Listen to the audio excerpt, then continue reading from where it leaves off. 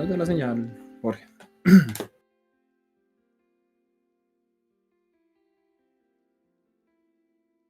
Todo bueno. Un saludo a las personas que se están conectando. Este es nuestro primer streaming. A propósito de primer streaming, estamos seguros que sí estamos saliendo en el... Que igual tiene que haber un logo, una logueada de un tiempo, no sé cuánto. Por el momento no ha salido. Está... ok, bueno, listo. Okay, Igual no sé si ya tenemos personas que por favor de pronto si colocan en el chat algún saludo o algo como para estar seguros de que ya estamos en vivo, solo como por asegurarnos. Exacto, Pero bueno, sí, ya, démosle inicio entonces. Bueno, pues igual la idea es charlar en torno a la leyenda de Korra. Los elementos, aunque todavía no hay imagen. O sea, lo que veo del celular es que todavía no hay imagen. No sé cómo lo ve usted. No, en el mío sí ya está saliendo. Ya estamos. Ok. Listo. Se bonito. Qué chévere, qué chévere. De pronto lo tenga atrasado, fíjese que no esté con el tiempo.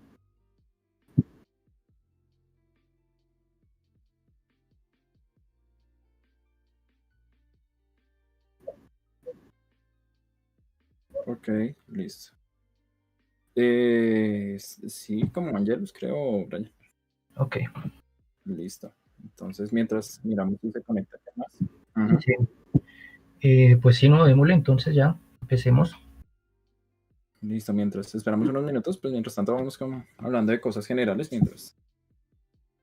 mientras iniciamos. Entonces, pues, creo que pues un saludo a los que nos están escuchando. Les agradecemos que se tomen la molestia de estar. Y pues sí, de pronto empezamos por la presencia. De pronto empezar comentando cosas generales sobre el canal, por ejemplo, cómo empezó o por qué empezó. Que para nosotros es como, ha sido como un experimento, ¿cómo lo podemos decir? Loco, no. Pues ha sido un experimento en términos de crear un espacio para hablar de filosofía, cosa que no es fácil en nuestro país. Y pues también a la vez tratar de ver cómo la filosofía tiene otro tipo de posibilidades de acceso. Creo que ahí está como la fuerza que queremos imponer a o dar a conocer. O sea, la filosofía no es solo un ejercicio de biblioteca. Creo que ahí se agota el ejercicio, se queda solo en la biblioteca. Sí, es de biblioteca o académicos ahí como... o hay que hacer el esfuerzo, ¿no? De crear otros espacios donde uno pueda hacer el ejercicio filosófico y que el resultado enriquezca en alguna medida algo, ¿no? O sea, que no se quede en algo tan simple. Ok. Gracias. Sí, o sea, sin ese tipo de espacios, pues la filosofía es un ejercicio muerto, uno lo puede decir. A mí siempre me acuerdo de esa frase de Cortázar. Pensás mucho antes de hacer nada. A veces la filosofía cae en ese tipo de ejercicio, en ese tipo de juego, donde se reflexiona mucho, pero las personas lo consideran como un ejercicio que está por allá todo alejado, todo lejos de la realidad y está pensando en el mundo de las ideas. O sea, creo que Platón le hizo un mal favor a la filosofía en ese caso. Y no hay que ser tan extremos. A veces siento uno que siempre muy de estudiantes de primer semestre de filosofía, ¿no? Cuando se cita Marx pensando de que ya se pensó todo, ahora hay que hacer con respecto a la filosofía. O sea, no hay que ir a estos extremos, sino que todavía hay espacio para seguir haciendo filosofía en el hecho de como una forma de reflexión, de trabajo conceptual, pero no tiene que ser encerrado en la biblioteca, encerrado en la academia, sino que hay como un espacio para hacerlo, por ejemplo, alrededor de películas, de libros, de series, y ponerlo en un espacio mucho más público y no sencillamente en círculos académicos, que ya sea por acceso o por su propia naturaleza, siempre se quedan como muy encerrados, ¿no? Como muy en su propio mundo. Y pues ya hoy en día como que todas las áreas de conocimiento se han abierto y han intentado como hacerse mucho más públicas. Es que yo siento que el ejercicio filosófico, por lo menos acá, el ejercicio académico está desconectado con la realidad. totalmente desconectado. Y eso hace que se vea la filosofía como algo para gente súper intelectual que lee mucho, se la pasa en la biblioteca y no hay una conexión con la realidad. No sé si la filosofía sea un área de conocimiento, pero sí sé que de pronto puede ser una herramienta para analizar las cosas. Y pues eso es lo que hemos tratado de hacer con mirando películas, mirando temas, en este caso Avatar, que es una serie bastante rica en elementos, pues nos puede ayudar.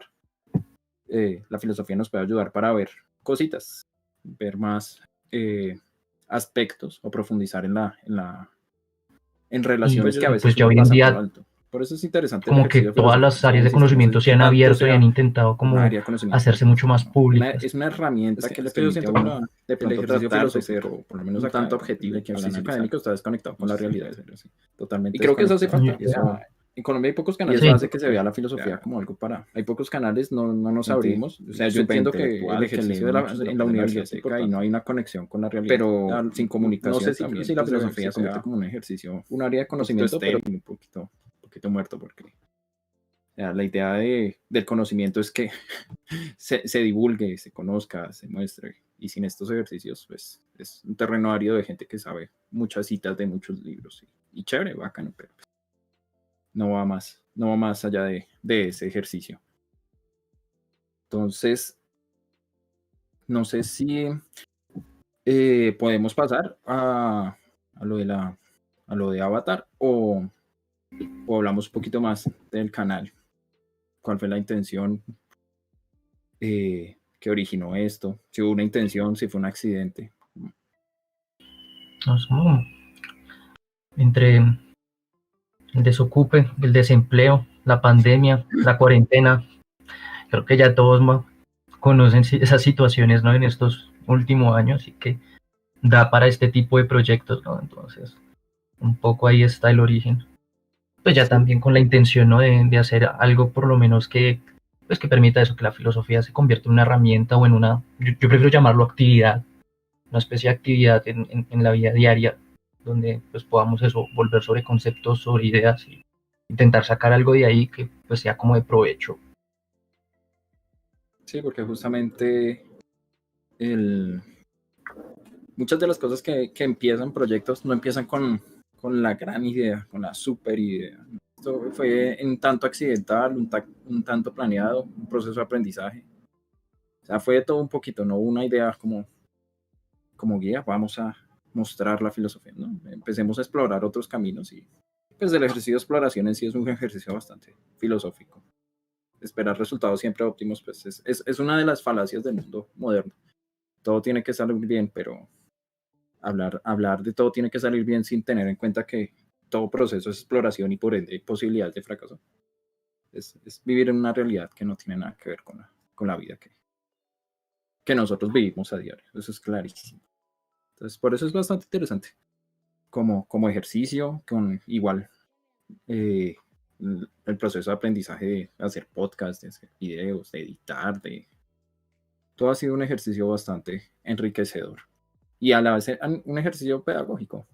Para mí sí es importante ese aspecto del ejercicio pedagógico. O sea, si las escuelas no se abren a nuevas opciones, no se abren a nuevas posibilidades, que la tecnología lo permite, hoy en día lo estamos descubriendo, ya llevamos un año en esto. Si no nos damos cuenta que se necesita realmente que la escuela piense otras formas de aprendizaje y que ese aprendizaje tiene que volverse en construcciones para nuestro momento histórico. O sea, qué pena hablar así, qué mamera, pero es que la tecnología ya lo está mediando todo y la escuela a veces parece que se aleja de todo esto. Sí, ya, sobre todo si este año se hizo evidente, o sea, la escuela no estaba preparado no conocía todas las herramientas digitales y cómo aprovechar estos espacios y cómo es un medio distinto, cómo las clases se tienen que hacer distintas, cómo el conocimiento se transmite de forma distinta de un salón de clases a un espacio digital virtual. Y pues eso, o sea, si no se prepara y no se empieza a hacer estos ejercicios así sea prueba o error, pues no, nunca se va a salir de eso. O sea, ya de por sí que un poco, casi que la mayoría de los sistemas educativos están anclados en la forma de hace más de 100 años, ¿no? De inicio de revolución industrial. O sea, ya de por sí ya estamos anclados allá y no queremos dar el paso a esta nueva era digital, pues ahí sí está como complicado, ¿sí, no? Pero no sé si ya pasamos a a lo que de es uno de Avatar los o puntos delicados. Sí, sí. tiene Yo creo algún? que podemos empezar con lo de Avatar. Entonces empecemos por el principio, cómo se empieza todo, ¿no? Ujú, diría. Démosle con, pues, O sea, por qué empezar, por qué hacer el puente, ¿no? ujú. ¿Por qué vincularlos? ¿Por qué hablar de filosofía en Avatar? ¿Qué piensa usted, Brian? Si es Ujú. posible, no es posible, porque a veces uno puede pensar, es una forma de hacer un ejercicio o peyorativo o superfluo de la filosofía. No sé cómo lo vea usted. No, o sea, yo creo que ahí es donde precisamente pasamos como el error de lo que denunciamos al principio, o sea, en pensar que eso se tiene que quedar así como en la academia y estar pensando, o sea, que la filosofía sea puramente para los grandes eventos históricos y las grandes preguntas filosóficas que, pues, que en cierto sentido siempre han sido las mismas, se actualizan con cada era, con cada Total. época, pero no, yo creo que la actividad filosófica se aplica mucho más y pues hay espacios dentro de la filosofía que pues han intentado eso, ¿no? Hay filosofía como forma de vida, es un campo que se ha abierto por lo menos en el siglo pasado, recuperando sobre todo la filosofía antigua, donde la filosofía era como mucho más vital, o por lo menos la forma como se pensaba tenía mucho más caminos acerca de cómo se alcanza la felicidad, ataraxia, todo ese tipo de cosas. Y pues en ese mismo hecho de que la actividad filosófica tiene que ir, o sea, que puede ocupar otros espacios, eh, pues empezar a establecer este vínculo no es extraño, o sea, no es extraño, o sea, no es que no sea extraño, o sea, es posible, o sea, no debería haber una traba para hacerlo.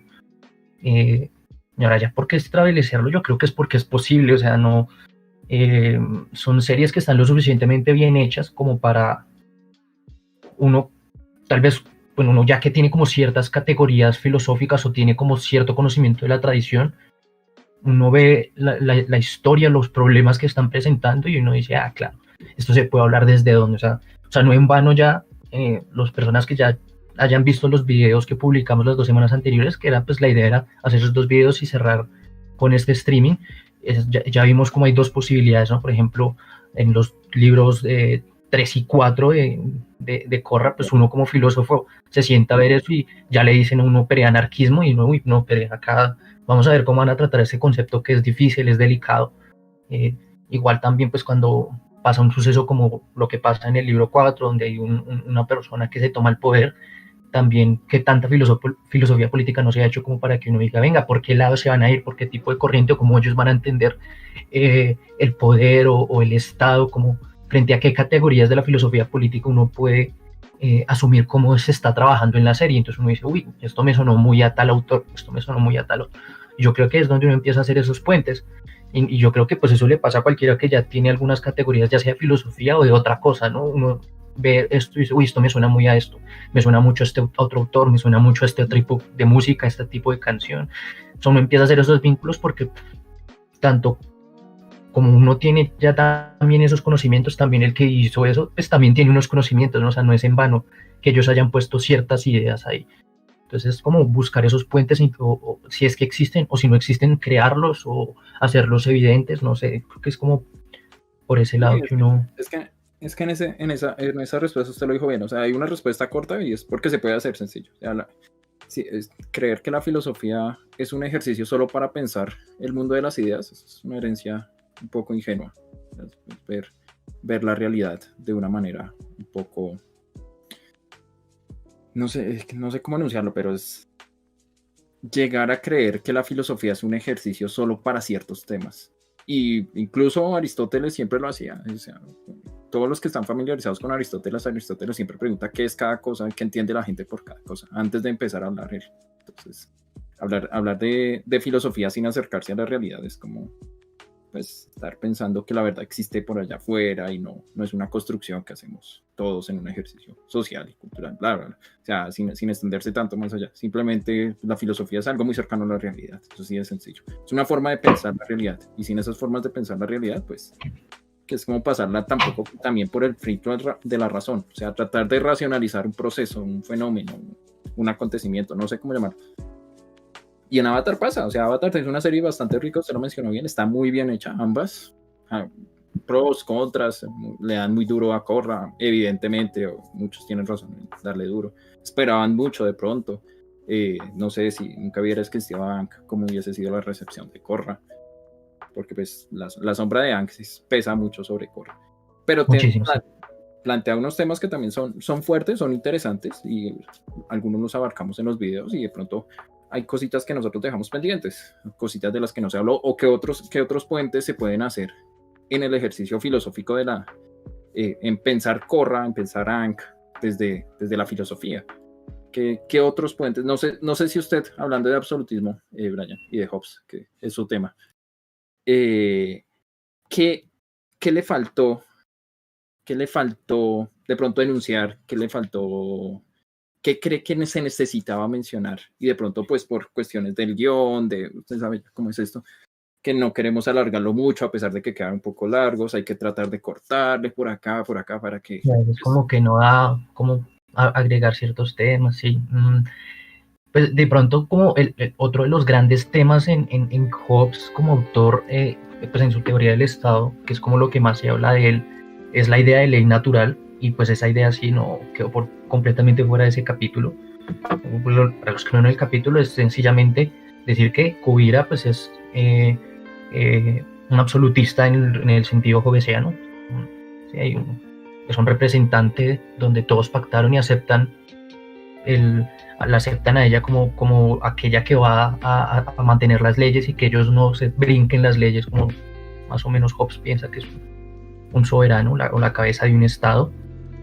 Pero pues la ley natural no había mucho, o en Avatar no había como mucho para pegarlo, o yo no lo vi, tal vez alguien sí lo vea como vincularlo, no tal vez desde Kuvira, tal vez desde otro momento, desde otro lugar, porque pues sí hay como una idea de naturaleza muy fuerte en el mundo de Avatar, no hay como unas reglas naturales, ya de por sí que haya como una especie de persona, un avatar que encarne y que o sea, que se mantiene un ciclo, eso ya le da como un orden, como que la naturaleza sí tiene como pensado una forma, y de ahí viene un poco la idea de ley de naturaleza, que en la tradición ha tenido que ver con, principalmente se ha relacionado como con Dios o dioses, que ellos imponen como ciertas leyes que son así porque provienen de ellos, o sea, es decir, lo que hace que la ley natural sea válida, lo que le da poder es su origen, y su origen normalmente es divino. En otros casos pues también naturales, en el sentido como que el mundo natural funciona así, en ese sentido es que esa ley tiene sentido. En esas discusiones, cuando Hobbes llega a asumir la ley natural, lo que piensa es más que un origen divino, sí hay una identidad en Hobbes de ley divina y ley natural, pero entonces lo que la hace es surgir la de la razón. Los individuos razonan y se dan cuenta que tienen que seguir ciertas leyes, o hay unas ciertas leyes mínimas en lo que respecta al intentar llegar a la paz, que es el objetivo último en Hobbes, siempre es evitar guerra civil, mantener la paz. Entonces, es el fin último de todo estado, de toda organización estatal a la larga. Sí, pero pues también es con como unas categorías que son también muy modernas, esa idea de estado manteniendo paz,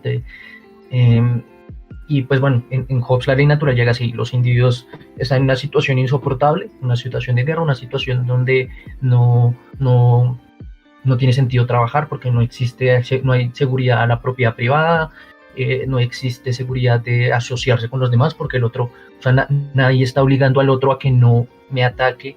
Entonces esa situación insoportable lleva a los hombres a decir, bueno, ¿en qué situación o sea, cuál es la otra posibilidad de eso? Y pues la otra posibilidad es asociarme con ellos, pero la única posibilidad de esa asociación es que ellos limiten su libertad y yo limite la mía. Entonces así se empiezan a definir. La primera ley natural tiene que ver es con darme cuenta que es o la paz o la guerra. La segunda es decir, bueno, si escojo la paz, la única posibilidad es asociarme limitando mi libertad, siempre y cuando los otros la limiten. ¿Como una especie de egoísmo racional? Sí, siempre se le ha visto como una idea de egoísmo o individualismo en Hobbes. No sé qué tan profundo sea realmente, o sea, tal vez sí lo es, pero también todo lo que nos llevó a este camino argumentativamente tiene que ver es con los hombres son sujetos que tienen deseos o quieren cumplir esos deseos o pasiones, ¿sí? O sea, alcanzarlos. La definición de felicidad en Hobbes es mantener las pasiones saciarlas durante el mayor tiempo posible, o sea, que yo siempre pueda estar disfrutando. Eso sería la felicidad. Pues lo contrario, cuando no se cumple, es precisamente cuando alguien interrumpe mi disfrute, mi deleite. Y en ese sentido de querer disfrutarlo es cuando los hombres pues buscan poder, y también cuando ven a los demás como un obstáculo para cumplir esos deseos. Entonces en ese sentido es que los hombres terminan siendo egoístas, pero tampoco es como que sea un egoísmo, un individualismo al extremo. O sea, en Hobbes se entiende que, por ejemplo, la familia, los amigos siguen siendo parte de lo que extendemos. O sea, no solamente yo quiero estar bien, quiero que mis amigos estén bien, quiero que mi familia esté bien. O sea, para él eso no es extraño. O sea, incluso cuando él habla de medios, por ejemplo, ¿cuáles son mis medios? Los míos, pero los de mis amigos cuentan como míos, porque también eso es parte normal de cómo nos entendemos como seres. Tenemos vínculos. El egoísmo no es extremo, no es todo el tiempo, o sea, no es solamente pensarlo en el ámbito de que yo solamente estoy en lo mío. Pero sí, o sea, sí existe un ejercicio racional donde pongo por encima el saciar mi deseo, pero al mismo tiempo la solución para saciar mi deseo es permitir a los demás también saciar el de ellos, ¿sí? Entonces eso es un tire y afloje que crea esa situación de yo limito mi libertad, si usted limita la suya, para que los dos maximicemos como nuestras posibilidades de cumplir esos deseos, o para crear un espacio donde eso sea posible. Es que lo pregunto porque en el anarquismo hay una de las premisas básicas, o sea, todo el mundo tiene un imaginario del anarquismo que es el caos, la destrucción y ver el mundo. Es lo que hay hombres que quieren ver el la mundo. publicidad del Estado siempre va a ser, ¿no?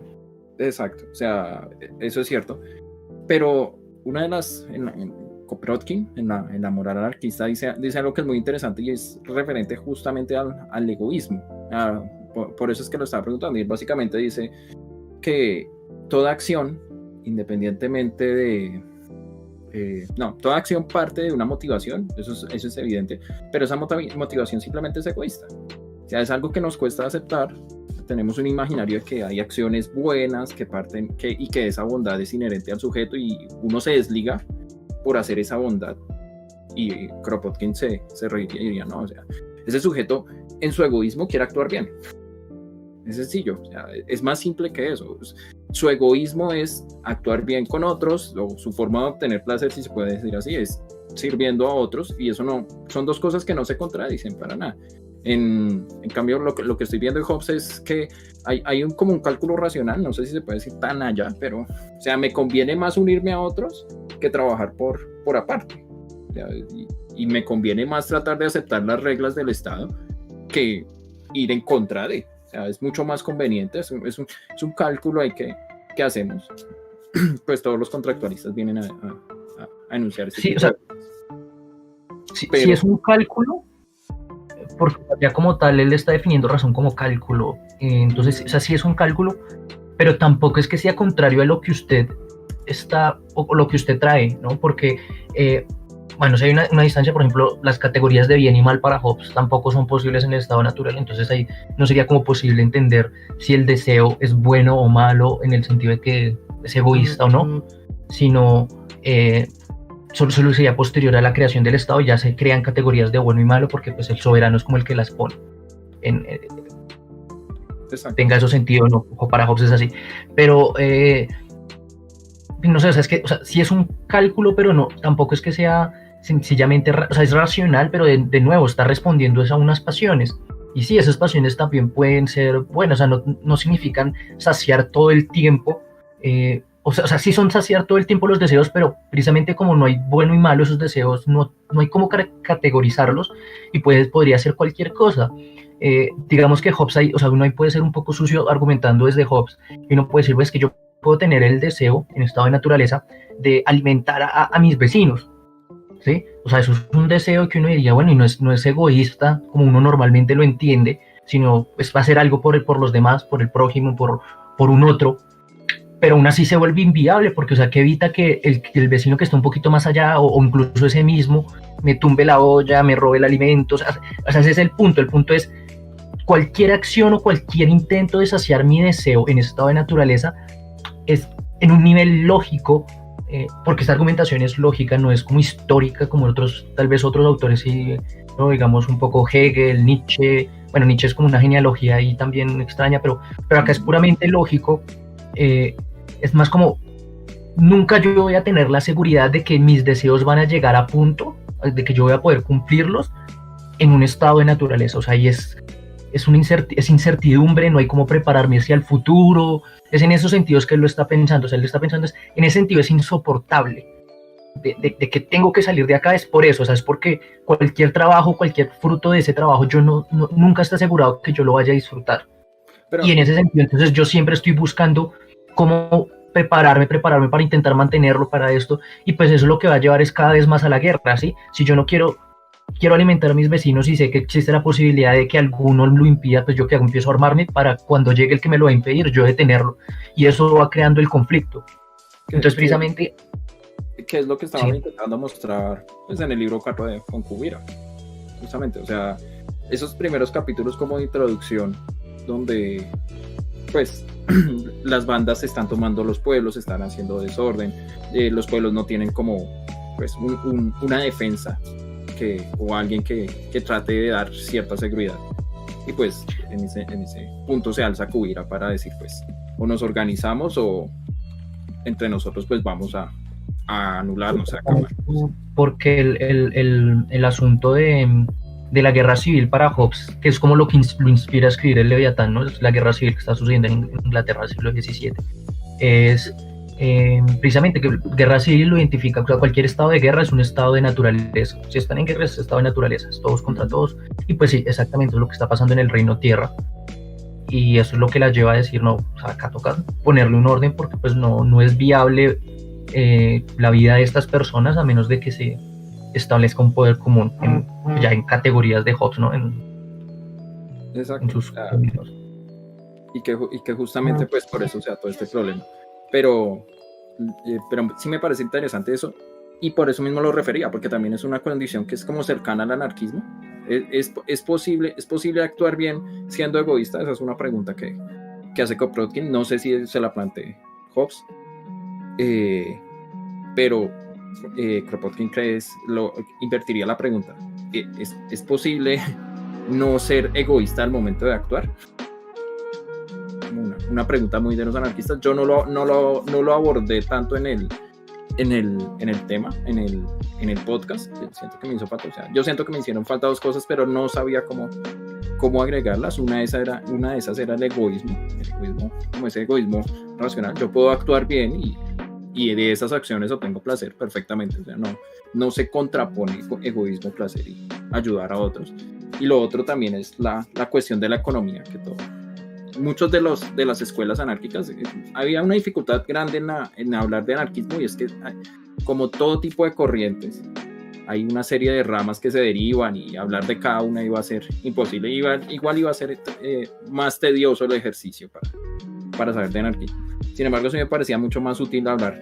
Generalmente estas ramas anarquistas tienen ciertas características comunes, y hay unos imaginarios que parece ser que no son tan ciertos o no corresponden como lo que pensaban muchos de los maestros de la anarquía. Y sí, obviamente hubo una rama que se dedicó a ejercer la violencia directamente, o sea, no se puede cambiar la estructura estatal o dejar la dependencia sin violencia. Ellos creían eso, y es una de las ramas, pero la mayoría, incluso con Doriot, con Trotsky y otros, creían más en la acción colectiva. Incluso plantean unas especies de sistemas económicos que les iba a permitir sobrevivir como colectividad. Eso es bastante interesante. Hubo unos proyectos en España y Rusia también. En España es triste porque parece que el proyecto estaba funcionando y Franco acaba con esos pueblos. Se convirtió en una serie de organizaciones que les estaba dando réditos, estaba generando ganancias para todos, y pues todos eran como ser el jefe, pero usted participa trabajando. Entonces, en la medida que usted trabaje también puede dar o opinar sobre el proceso, puede dar opciones, puede dar alternativas. Es una forma totalmente diferente a ver una empresa, que me parece interesante. Obviamente Zahir no está pensando en eso en el libro 3, no está pensando. O sea, Zahir en cierta medida es un poco, el anarquista violento a veces es un poco infantil. Es creer que yo venzo a alguien, yo acabo con alguien y listo, o sea, se acabó y el mundo va a ser mejor y ya la gente va a querer buscar la libertad. Zahir tiene un poco ese rasgo ingenuo y lo ve. O sea, es interesante es que él se da cuenta de su ingenuidad en el libro 4, Sí, claro, cuando Korra va a hablar con ella y él como ya se da cuenta de que cuando acabó con la Reina Tierra, pues eso no era ninguna solución, ¿no? Sino Exacto. se prepara algo para, o sea, quito este poder común o la cabeza de Estado, dirigente, reina, bueno, lo que sea, y no hay como una preparación de cómo la sociedad va a asumir ahora su relacionamiento social, económico, cultural, que normalmente pues eso es lo que ocupa el Estado, ¿no? Y si se quita eso, pues se necesita alguna especie de reemplazo o alguna forma que ocupe eso, algo que ocupe ese espacio. Es que Ángel Capiletti habla sobre, se cree que el anarquismo es acabar la estructura social, y dice, no, si el anarquismo lo que quiere acabar es la injusticia que se da entre los hombres, porque siempre tiene que haber un proceso de organización para poder administrar lo común, es decir, que lo común, pues lo estatal, sin ese proceso de administración común, pues no se puede vivir, eso es así de sencillo, no podemos vivir entre nosotros. Lo que sí se puede trabajar es sobre por qué hay unas relaciones tan injustas, decía Capiletti y otros anarquistas, y si es posible cambiar esas condiciones. O sea, cuando yo mencionaba en el podcast, es que los anarquistas son unos creyentes de pronto un poco ingenuos de las capacidades del ser humano. O sea, es esa capacidad de autorregulación, de que todos podemos hacer las cosas mejor. O sea, suena muy bien y de pronto por eso para muchos sectores es muy seductora la idea, pero no se puede negar también que el hombre puede aspirar a una serie de cosas y a través de la historia se ha demostrado. O sea, podemos creer que estamos en el peor momento histórico, no es así, bueno, a pesar de la pandemia y todo. Si uno mira la historia, pues se ve que la humanidad ha enfrentado una serie de situaciones muy adversas y a la vez ha logrado sobrevivir. Esta vez nosotros en nuestro momento tenemos unas condiciones económicas tal vez injustas, pero no tan desfavorables. Tenemos unas condiciones de salud mejores, unas condiciones técnicas que nos permiten, pues en estos momentos la gente está trabajando, muchos sectores les toca trabajar, reinventarse y trabajar desde sus casas. O sea, estamos en un proceso de reorganización gracias a la habilidad misma del ser humano. O sea, hemos creado mecanismos para cambiar las interacciones, que sí, que hay violencia, hay violencia, hay injusticia, pero las condiciones han ido cambiando. Eso me parece interesante en nuestro proceso. Entonces, los anarquistas tenían unas propuestas interesantes. O sea, leer el anarquismo y creer que es satanizarlo, es no ver también que en el anarquismo había una aspiración del ser humano a ser mejor. O sea, podemos ser mejores como especie. ¿Por qué no lo hacemos? Pues los anarquistas se preguntan y pues la rama violenta cree que acabar con alguien es finalizar todos los problemas y de pronto no ver que eso crea más problemas de los que está armando. Creo que Sahiri en ese caso de pronto se dio cuenta de eso, no sé si usted lo vea, el hecho de que acabar con la Reina Tierra fue aumentar la violencia del reino, pues no, ni hizo una cosa porque él creía que el caos era el verdadero orden, el orden natural de las cosas, decía él. Sí, el orden natural de las cosas es el caos. Exacto, pero lo cual sigue siendo como un poco ingenuo porque qué es orden y qué es caos ahí. O sea, es desorganizar esto, porque si se desorganiza algo hay una nueva organización que es, o sea, es de una u otra manera cuando empieza la violencia se genera una nueva forma de organización. O sea, se entiende como caótico, pero ¿qué es lo caótico en ese caso si hay una nueva forma de establecer relaciones?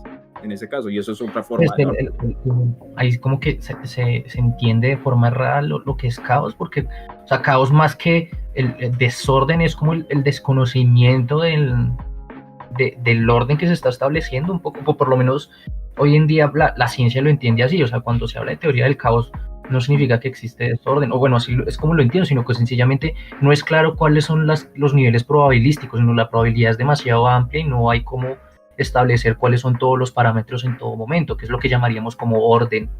Exacto, o sea, hay una aleatoriedad de los fenómenos que se escapa a las medidas, las que apenas se son hablar tan un poco técnico, pero sí hay una aleatoriedad en los fenómenos y esa aleatoriedad está muy vinculada a lo que entendemos como caótico, incapacidad de medir a totalidad todo de pronto. Pero sí, en el anarquismo de pronto a mí me faltó la cuestión de la economía, de cómo hubo experimentos de empresas colectivas que funcionaban. En Rusia funcionó hasta que pues conocemos la historia de todo este proceso de Stalin y de Lenin y de acabar y solo me parece interesante lo que decían ellos. O sea, creer que no cambia las formas, que solo cambia las formas económicas y no cambia las formas estatales, decían los anarquistas, y esa es una de las principales críticas que le hace Bakunin. Bakunin era amigo de Marx y de Engels, pero también era un crítico férreo, un crítico fuerte. Y ellos dicen básicamente, si ustedes van a terminar lo que pasa en Corras, es que me parece muy interesante, dice, ustedes van a generar lo que se llama la burocracia roja. Es decir, es una nueva organización injusta. O sea, ustedes pretenden generar alguna forma de justicia para todas las personas, pero al no reestructurar las formas estatales, lo que van a hacer a generar otras formas de injusticia. Y él lo vio claro, eso se lo dijo al principio. ¿Y qué fue lo que pasó? O sea, él se adelantó mucho a lo que iba a terminar pasando con todo esto de la Unión Soviética y la ingenuidad de Marx, que es creer que solo cambiando las formas económicas y no la relación también que hay del Estado con la economía, pues la cosa iba a cambiar y ya íbamos a estar en el paraíso. Es una ingenuidad total detrás de toda esta estructura. Pero sí hubo experimentos y fueron interesantes. Lástima, Franco los acabó en España. En Rusia pues los acabaron los comunistas también. Emma Goldman, que es también una crítica acérrima del comunismo, también denuncia estos procesos. O sea, no se buscaba la justicia, decía ella, sino se buscaba imponer una nueva clase social, no más, que fue lo que terminó pasando. No sé si de pronto algún otro tema que usted le haya. No, me hizo acordar de por ahí un comentario que no, un dato que no voy a dar completo, así que perdón para el que de pronto le parezca interesante y quería mirar precisamente con estas formas, digamos, como antiestatales o que intentan sacar el Estado como institución social.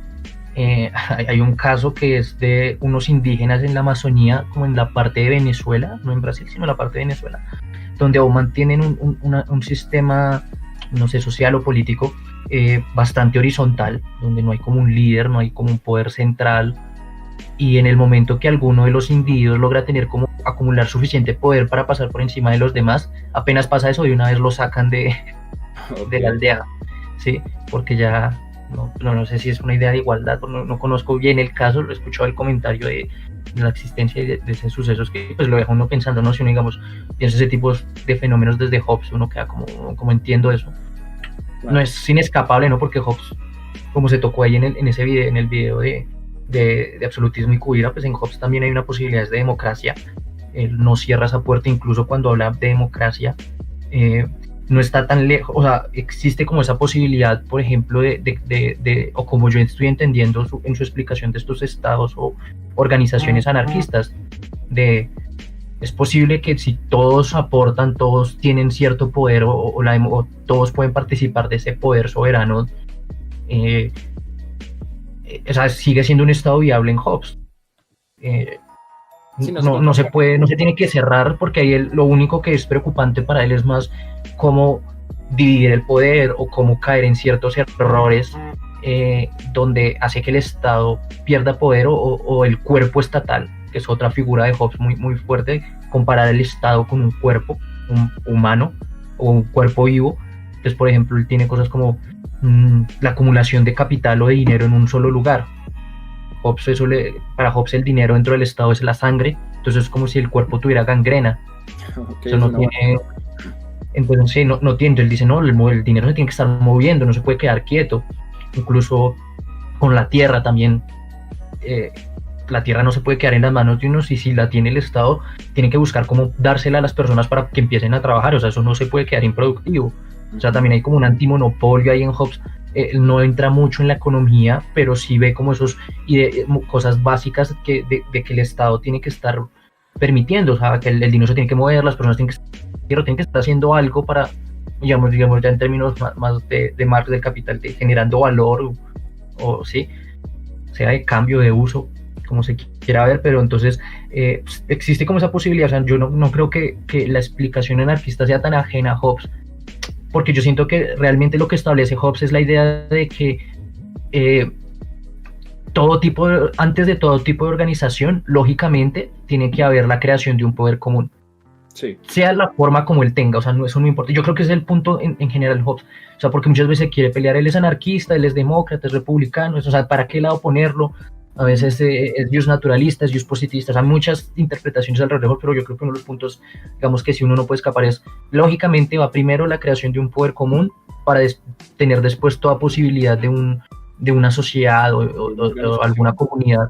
Antes de eso dice como multitud, o sea, es un montón de personas, pero no hay cómo establecer como tal como grupo. O sea, si usted dice, no, sí es grupo, entonces ahí uno desde Hobbes diría, ¿cuál es el poder común que ya crearon para que se pueda articular eso como un grupo?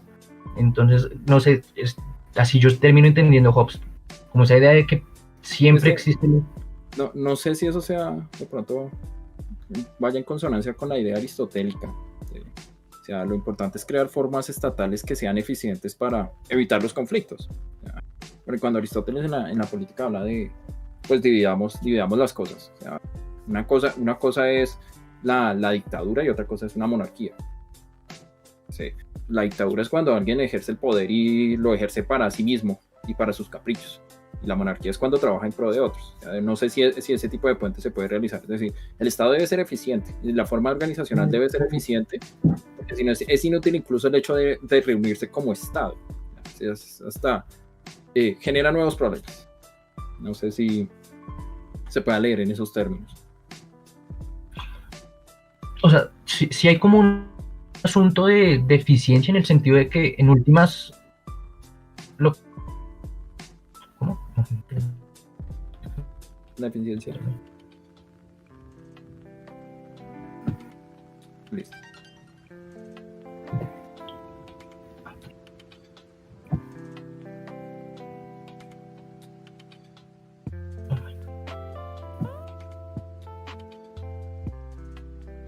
Ya ahí creo que estoy bien, ¿sí?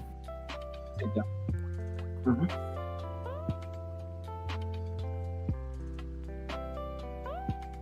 Ok. No, el punto era un poco si hay como una idea de eficacia dentro de, o sea, para Hobbes sí es, el punto es que el Estado garantice eso, o sea, esa es como su función y a pesar de que como que él se autorregula, o sea, en el sentido de que el criterio de esa eficacia no lo ponen los individuos, sino lo pone el mismo Estado, el mismo soberano es el que decide si está funcionando o no. Eso suena absurdo, pero así es. Pero si no es esa distinción que hace Aristóteles, por ejemplo, entre dictador o tirano de un monarca, como no hay como... Creo que no establece esas diferencias de manera tan marcada como lo hace Aristóteles. Y lo que hace es básicamente tratar de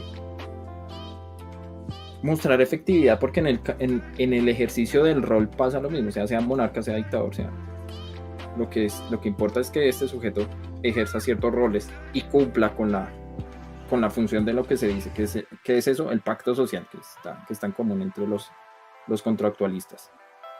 Ya hemos hablado de lo que faltó, pero no sé, yo creo que hubo unas cosas interesantes en Avatar que no se hicieron, de pronto se harán más adelante. O sea, es muy rica para generar puentes. No sé si usted ve ideas interesantes para desarrollar en las series, bueno, hay una que sí me causó mucha curiosidad. Recuerdo de pequeño la primera vez que la vi que sí me dejó como, wow, como que me cambió ciertas categorías. Y es cuando Aang está a punto de aprender el Tierra Control, se encuentra como frente a un limitante de que él no es, o sea, bueno, se explica, ¿no? De que siempre el elemento contrario al que normalmente se tiene o al que se acerca más a la personalidad de uno, o sea, el elemento que es más contrario a la personalidad de uno, tiene cierta dificultad para aprenderlo, ¿no? Aang tuvo ese problema con Tierra Control, Korra tuvo el problema con Aire Control, pero en el caso de Aang, un Bumi, el amigo de él, le dice que en ciertos casos la forma de entender la Tierra Control es por medio de un yin neutro, de una cierta neutralidad, de una cierta pasividad, de un cierto no hacer nada, de un cierto esperar, de que hay que asumirlo así y no pensar en acción, en movimiento, en fluidez todo el tiempo, que es tal vez como a lo que él ya estaba más acostumbrado en cosas como el aire control o el agua control.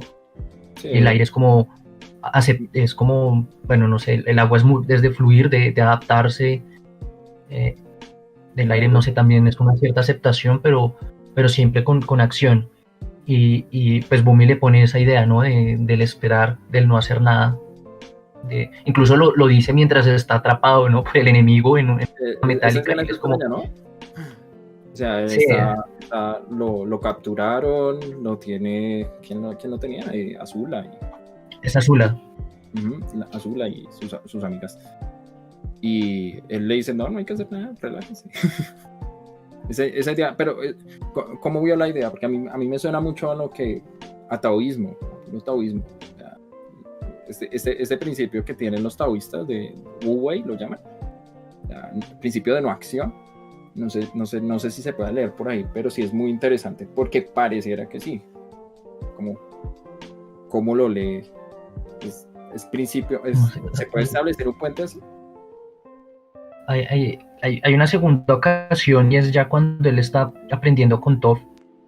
Y Toph también le dice como que esa espera, el ejercicio, ¿no? Le lanza a él a pararse y le lanza una piedra desde una montaña y que él se quede quieto, o sea, tiene que enfrentar la piedra. Y ahí es precisamente el contrario al aire, donde él esquiva, que es lo normal que haría con aire control, que le permite, sino tiene que afrontarlo, pero ese afrontarlo significa esperar la piedra. Significa, o sea, aceptar como un hecho ahí, y no sé, es como otro caso, no sé si son directos, no sé si el Jin neutro también es el que maneje todo, porque en cierta medida también el consejo de Bumi es como: espere, tranquilos, en algún momento esa maestra tierra que usted como que tiene destinado le va a llegar. Un poco, yo sentía o así entendí cuando Bumi lo dice, y después llega Toph, y Toph, el ejercicio de cómo le enseña Tierra Control tiene que ver es con eso, con enfrentar el hecho en ese momento. Y no sé si tal vez cuando en las palabras de Bumi sí suena mucho al Tao, pero ya después cuando lo veo desde Toph, no sé si sea el caso en la forma como se asume la Tierra Control ahí. Porque a mí me hace pensar, y los taoístas siempre usan una imagen muy interesante y es el agua. O sea, ellos, parafraseándolo, sería como el agua no se esfuerza en hacer las cosas, pero hace lo que debe hacer. Está donde debe estar para los seres, pero no está persiguiendo un objetivo final. Es una imagen que ellos siempre, que es muy recurrente en el taoísmo. Y en Bumi sí parecía que pasara esto. O sea, cada cosa tiene un proceso, cada situación de la naturaleza tiene un ciclo, y hay que aprender a leer esos ciclos, hay que aprender a aceptar y a leer esos ciclos. Al aceptarlo, uno tal vez pueda encontrar el camino en el cual debe de pronto abstenerse de actuar. A veces abstenerse de actuar es la mejor forma de actuar, paradójicamente, y en otras ocasiones es necesario aprender en qué momento se debe actuar. Digamos, eso se ve cuando el eclipse. Aang tiene que analizarlo bien y tienen que pensar qué es lo que vamos a hacer. Incluso cuando llega al palacio y ve que el Señor del Fuego no está y se devuelve, es porque él sabe que necesitan pensar rápido: o actuamos o nos retiramos. Y en el fondo pues intentaron actuar, pero tuvieron que retirarse, paradójicamente. Se encuentra en esos capítulos, se encuentra esa tensión extraña sobre el hacer y el no hacer, y los taoístas siempre insisten en ese punto de las cosas no deben quedar inconclusas, pero hay un espacio, hay un momento para que las cosas se realicen, pero no necesariamente porque usted fuerce algo. De pronto una metáfora muy interesante sería esta: no porque usted quiera que la planta crezca más rápido, la planta va a crecer más rápido. Usted puede ayudar a que la planta crezca bien. ¿Cómo?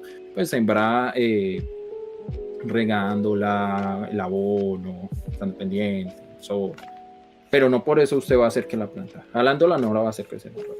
De pronto para nosotros es difícil ese tipo de ideas, porque nosotros como occidentales siempre somos hay que actuar, hay que hacer, hay que moverse.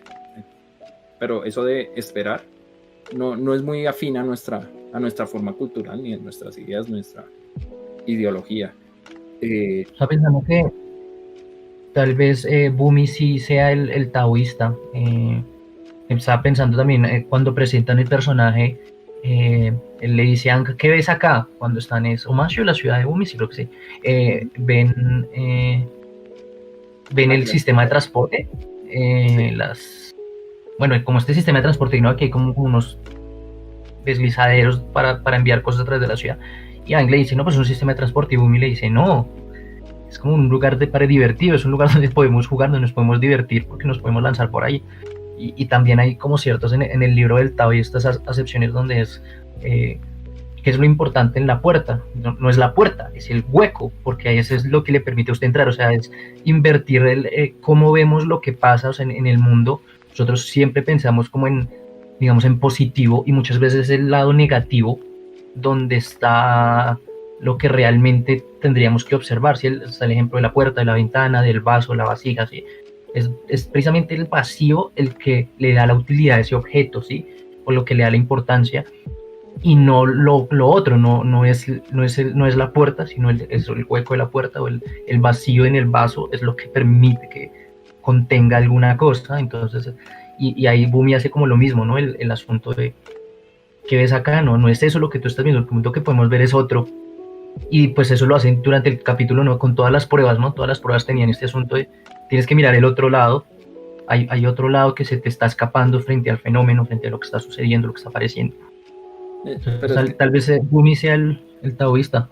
No, es cierto, pero digamos que nosotros como occidentales siempre tendemos a polarizar todo. O sea, para nosotros no hay una totalidad que tanto lo bueno y voy a usar una metáfora, lo bueno y lo malo solo son partes de una totalidad, diría todo taoísta.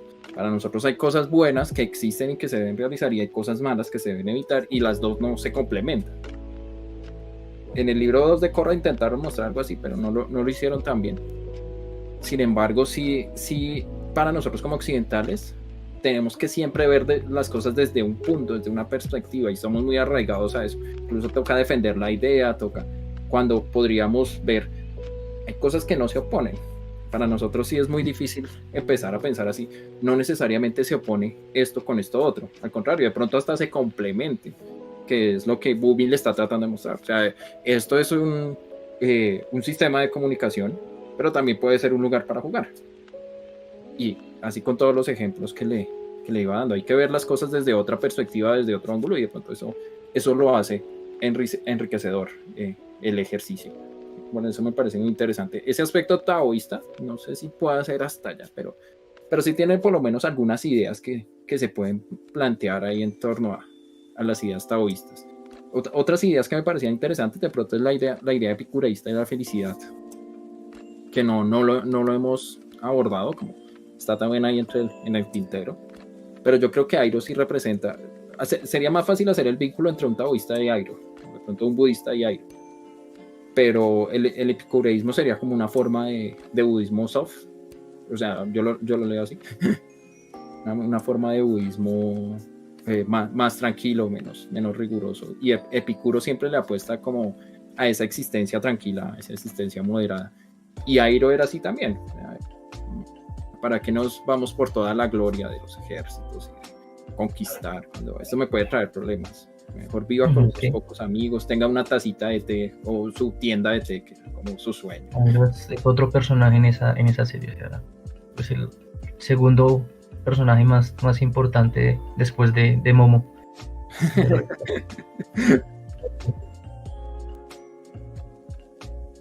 Entonces... Sí, claro, no se le olvide, señor de las lechugas, de las coles. Sí, el de las coles. Pero sí, claro, él representa una forma muy, muy distinta de cómo asumir la vida. Yo creo que también muy cercana a lo que en cierto sentido se llama filosofía de la vida, ¿no?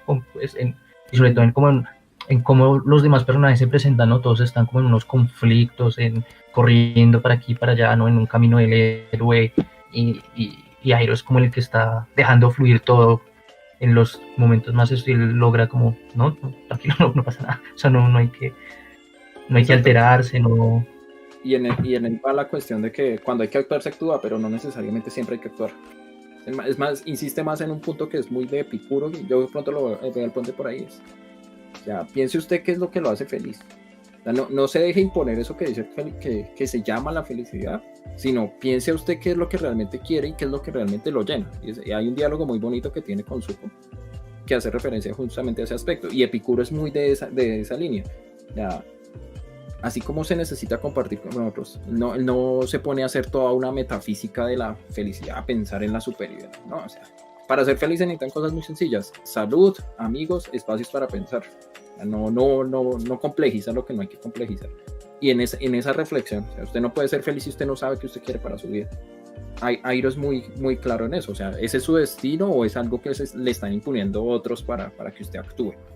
Y claro, y es como eso es lo que siempre le está intentando como enseñar a Zuko, ¿no? O sea, todo el tiempo es como... Y solamente, yo creo que solamente hasta el final del libro 2 se lo dice directamente, ¿no? Todo hasta ahí todo ha sido como indicaciones de él le tiene paciencia, ¿no? Como para dejarlo que él se dé cuenta, que logra llegar a eso de que el camino que está llevando pues no lo va a hacer feliz, o porque él está atormentado desde un principio, ¿no? Porque pues esta idea de atar, ¿no? De tranquilidad que llega pues, del Epicuro, es más del estoicismo, pero pues yo creo que ellos lo reciben, lo ven desde Epicuro, de que la importancia ahí es tener una vida tranquila, o sea, donde esté espacio para eso, para comer, para los amigos, para hacer filosofía. Eso es como lo que realmente importa. O sea, creo que el concepto que él propone es autarquía, me parece como moderación. O sea, la idea de la felicidad está vinculada al placer, pero no, el desenfreno aún elimina paradójicamente el placer también. Sí, yo creo que, pues como para no alargar la cosa, ¿qué impresiones finales? De placer. ¿Qué impresiones finales tiene? Y pues les agradecemos a las personas que se hayan conectado. Pues para nosotros es importante el apoyo. Esperaba poco y hay 8 personas. Eso es mucho para mí. Entonces no sé qué impresiones finales tenga. Sí.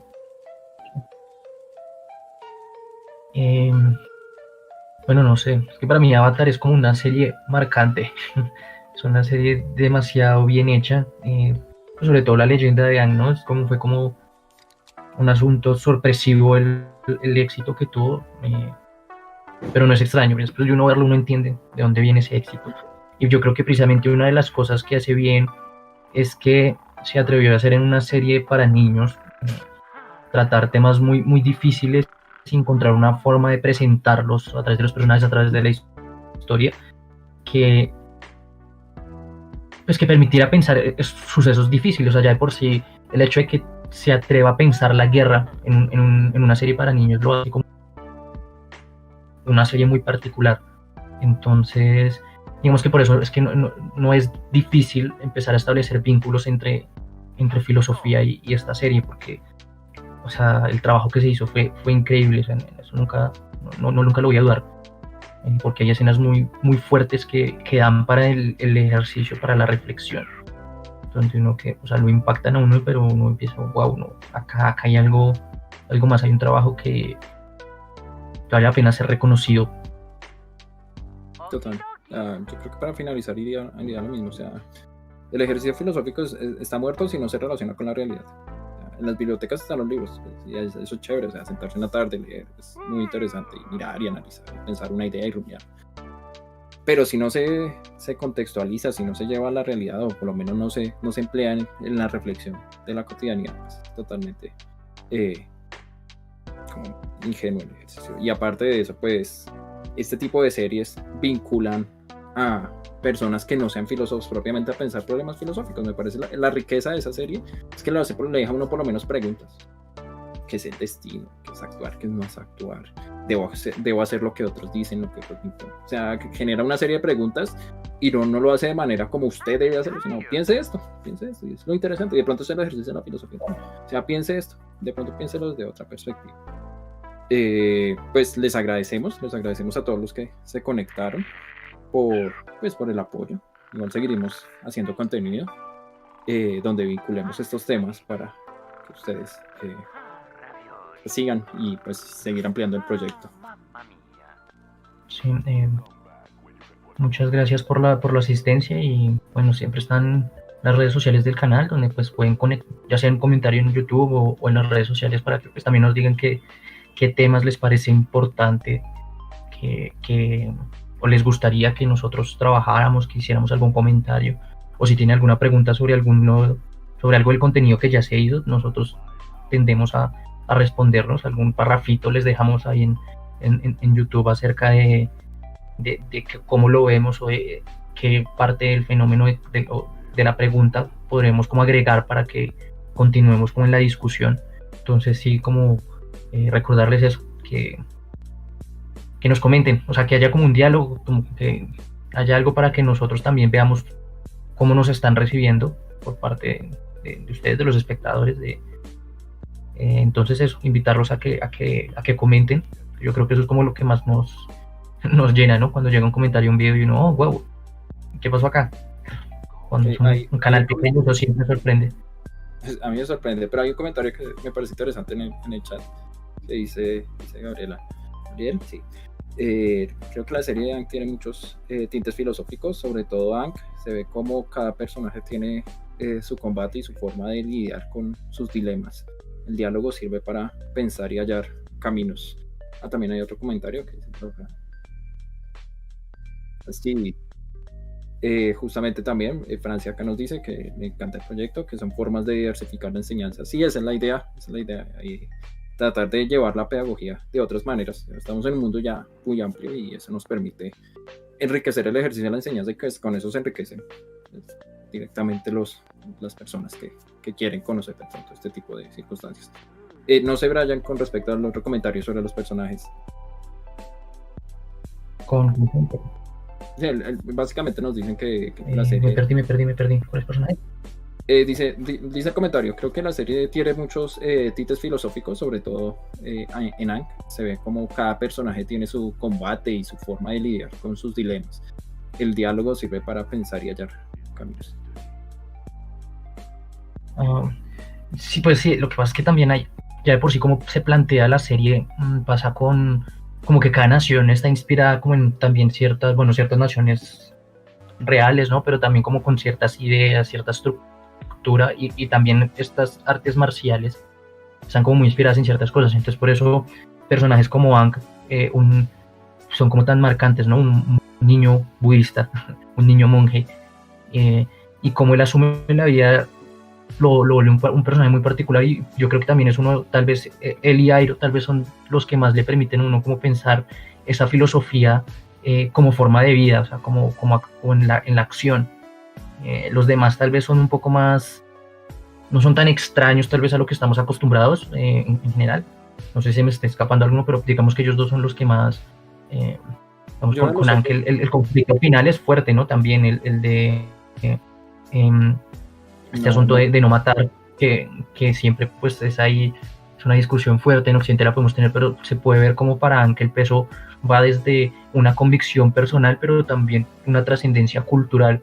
O sea, no matar a aquel que tiene como el peso y la responsabilidad de eliminar mi cultura, y aún así decir no, incluso por esa misma cultura que se intentó eliminar, yo no puedo cometer esa acción. Es como eso, de esas cosas que lo deja uno como, wow, este personaje tiene algo más, hay algo que machacar ahí. No, hay un análisis de eso, se puede hacer todo un análisis ético muy interesante, pero pues en una futura. Tenemos Kevin Santamaría, hasta ahorita se puede conectar. Sí, ya estamos acabando, pero igual si tienes alguna pregunta sobre Avatar o filosofía, si ves algún vínculo, podemos en este momento de pronto un pequeño comentario. Igual creo que el video queda, el streaming, el envío que hay en el canal para que lo puedan ver. Entonces no sé si cualquier comentario que tengas, alguna pregunta acerca de ese posible vínculo que puedas ver, si conoces la serie, pues ahí podemos hacer alguna idea, si también lo vemos o si no. Entonces es interesante. Y pues les agradecemos a las personas que se conectaron, que nos escucharon. Sí, muchísimas gracias. La energía como para el próximo. Para continuar en este tipo de proyectos, de locuras. Pues yo creo que podemos cerrar por hoy.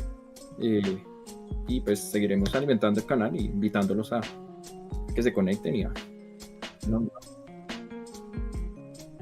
Perfecto. Nos sobra la lectura y relacionar. O sea, pensar es ver las cosas de manera diferente, dice Russell. Creo que ese es el ejercicio. Muchas gracias a todos y pues hasta la próxima. Sí, muchas gracias. Hasta la próxima.